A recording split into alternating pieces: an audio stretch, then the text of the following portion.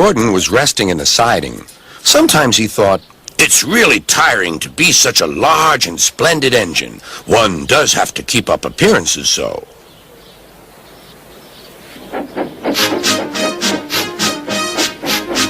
Beep, beep, beep, beep.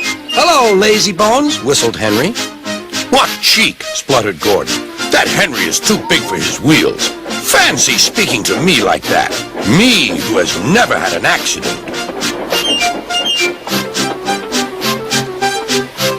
"Are jammed whistles and burnt safety valves accidents?" asked Percy innocently. "No, indeed. High spirits. Might happen to any engine. But to come off the rails like Henry did, well, I ask you, is that right? Is it decent?" Then it was Henry's turn to take the express. Gordon watched him getting ready. "Be careful, Henry. You're not pulling the flying kipper now. Mind you keep on the rails today."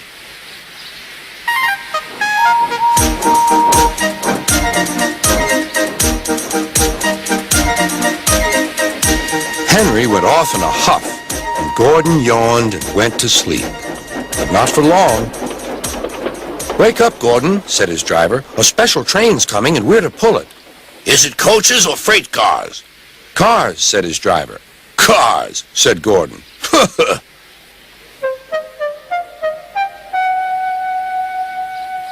Gordon's fire was slow to start, so Edward had to push Gordon to the turntable to get him facing the right way. "I won't go! I won't go!" grumbled Gordon. "Don't be silly! Don't be silly!" puffed Edward. At last, Gordon was on the turntable. The movement had shaken his fire. It was now burning nicely and making steam. Gordon was cross and didn't care what he did. He waited till the table was halfway round. "I'll show them! I'll show them!" he hissed. He moved slowly forward to jam the table, but he couldn't stop himself and slithered into a ditch. "Whoosh!" he hissed. "Get me out!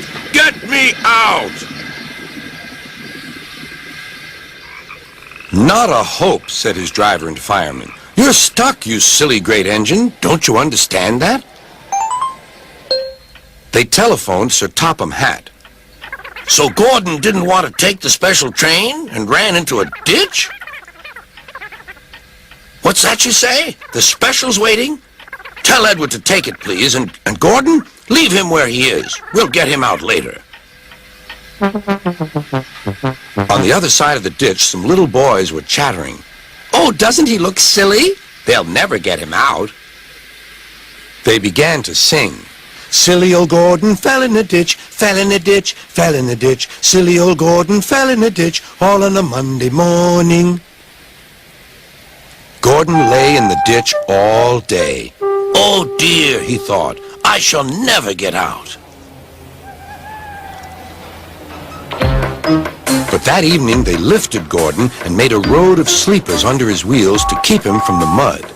Strong ropes were fastened to his back end, and James and Henry, pulling hard, managed to bring him to safety.